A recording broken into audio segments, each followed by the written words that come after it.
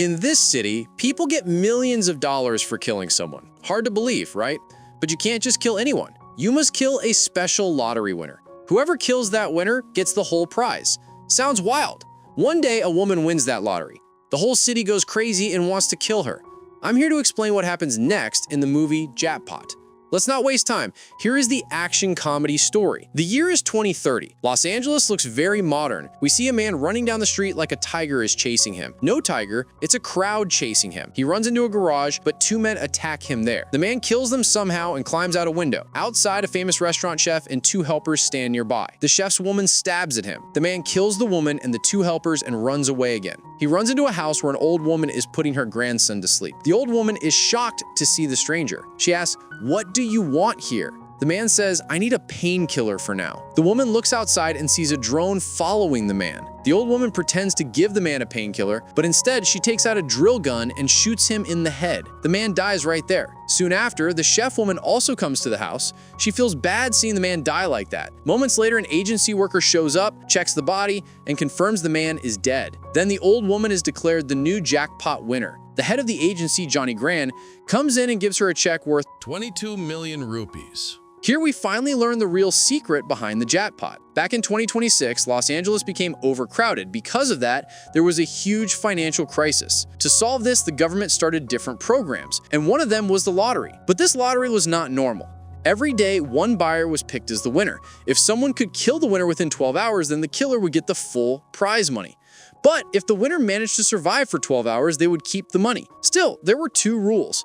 First, the winner's location would be shared every 15 minutes. Second, the winner could not be killed with real guns. Any other weapon was allowed, but no firearms. This way, the government was taking money from the people while also reducing the city's population. By 2030, Los Angeles had improved, but this lottery still existed. The man we saw killed at the beginning of the movie was the jackpot winner of that day. That's why the old woman got 22 million rupees after killing him. In the next scene, we meet a girl named Carrie Kim. She is traveling on a bus. On that bus, a man is scolding his daughter because of her poor school performance. Carrie walks up to him and says, "I am Officer Catherine. If you keep yelling at your daughter, I will file a case against you." The man gets scared and starts behaving better with his daughter. An old woman sitting next to Carrie praises her and says, "You don't look like a police officer, but you sure have the courage of one." Carrie then admits she is not a police officer. She actually wants to be an actress, and that is why she came here. The old woman holds her hand and says, "Keep working hard. I know you will succeed." But when the bus reaches her stop, she gets off. A little later, Carrie checks the time and sees that her watch is gone. The old woman had been talking sweetly the whole time just to steal her watch. Realizing this, Carrie gets angry and curses loudly. Meanwhile, we see a bodybuilder named Noel. He is preparing different weapons and keeps saying protect and earn. Who he is planning to protect, we will soon find out. On the other side, Carrie is already upset about losing her watch. As she enters Los Angeles City, she notices how chaotic life is there. People are fighting and looting each other with no rules at all. People in the city were throwing trash everywhere. Cars were moving on the road in a crazy way. Carrie felt something was wrong. She asked the bus driver if some auditions were happening in the city or why there was so much chaos. The driver said this city is always like this, but today is lottery day, so it is even more chaotic. On the news, it was shown that today the highest number of lottery tickets were sold in history. That means the winner today will get $3.5 billion if they can survive. Soon, Carrie reached her stop. Since she was new in the city, she had already booked a room online. At the house, she met a girl named Sodi who was her roommate. Carrie looked at the room and said this did not look like the one she rented. Sodi said maybe the lighting was different, but Carrie said everything looked different. Then Sodi admitted she had shown a different house photo online just to get a roommate fast. She said Carrie was lucky to get this room at such a low price. Carrie thought she was crazy. At that moment, Sodi's boyfriend showed up. His name was DJ, and he also worked as a DJ. Even though Carrie didn't want to, Sodi forced her to meet him.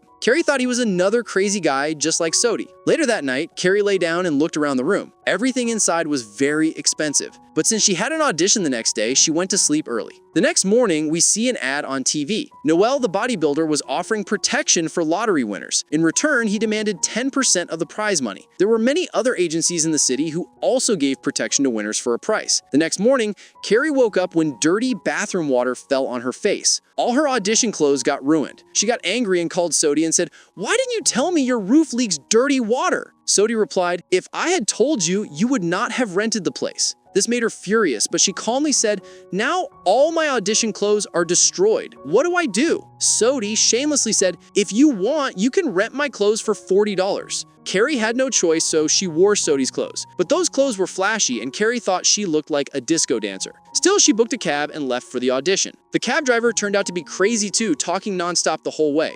When Carrie reached the audition hall, she saw many others waiting. People looked at her weird clothes and got annoyed. Soon, it was her turn. Before entering, the assistant demanded $400. Carrie said online it was written as $200. The assistant said since she was already there, she had to pay $400. So, Carrie had no option but to pay $400. Finally, she went inside. Instead of taking her audition, the producers kept asking useless questions. Carrie got annoyed, but still showed them some acting. While doing this, she took out her script from Sodi's pants and found a lottery card inside. Without realizing, she registered that card. After a while, she saw the producers were crazy too, so she asked for her $400 back. But the assistant said, "You already gave your audition. The money is gone." Carrie walked out of the audition with a sad face. A girl standing nearby told her, "Don't feel bad, you deserve better." Carrie felt touched and thanked her, but the girl kept repeating the same line, and then Carrie realized she was just practicing her audition dialogue. Carrie was about to leave when suddenly everyone got a notification on their lottery card. The name and face of today's winner popped up. And guess what? It was Carrie Kim herself. According to the rules, whoever killed Carrie would get all the prize money. In seconds, everyone around her attacked. Carrie had no idea what was going on. She shouted that she couldn't even get a role in the audition, so why was everyone trying to kill her? But no one cared, they just kept attacking. Carrie somehow escaped into another room, but that room was full of karate players. As soon as they saw her face on the card, they jumped on her too. Carrie used her little stage fighting skills to dodge their moves. Soon the karate players started fighting each other, each wanting to win the jackpot. Carrie ran into another room where women were doing yoga. She thought they might help her, but no. As soon as they saw her card, they attacked too. Just when Carrie was about to die, the karate coach grabbed her throat and she couldn't breathe. At that exact moment, the ceiling broke and Noel jumped in. He fought off everyone and told Carrie, "I will save you 5 times for free. After that, if you still want my help, I take 10% of your jackpot. Take my phone and sign here." Carrie was shocked. She never watched the news and didn't know anything about the lottery. But to save her life, she agreed. Noel then beat up everyone and even made Carrie fight a little to train her. At one point, Carrie took his gun and pointed it at him. She shouted, "Tell me why everyone is trying to kill me. I can't trust anyone." Noel calmly took the gun back and said, "You can trust me." Then he explained all the lottery rules to her as they left. Noel was surprised she knew nothing about it. Just then, more people saw Carrie's location and came running. Noel grabbed her and escaped in his car, but soon a biker gang found them and attacked. Noel drove fast and took the car into a garage. The bikers kept smashing their car from every side. Carrie got scared and said she wanted to cancel the lottery and just live. Noel told her the only way to cancel was to leave the city. Carrie begged him to take her out of town. Noel agreed but said they needed to escape first. The bikers didn't stop. One female leader jumped onto the car and tried to stab Carrie with a knife. Noel was driving with one hand and blocking attacks with the other. Then he told Carrie to drive while he fought in the back seat. He managed to kick the girl out of the car with a helmet on her head, but the rest of the bikers threw fire bottles and soon their car caught on fire. Noel rammed the car through a wall and they barely escaped. The bikers were left behind, but their car was so damaged it couldn't move anymore. The car stopped and Carrie panicked. She jumped out and ran. Noel caught her and held her back. Carrie hit him. She was frightened and angry after everything that had happened. Noel tried to calm her. 2 police officers came up the street. Carrie thought they would save her. Noel warned her that they would try to kill her too. Carrie did not listen. She walked toward the officers and they opened fire. Carrie ran again. Noel killed the officers and pulled Carrie away. Carrie ran into a busy street and hid behind a magazine.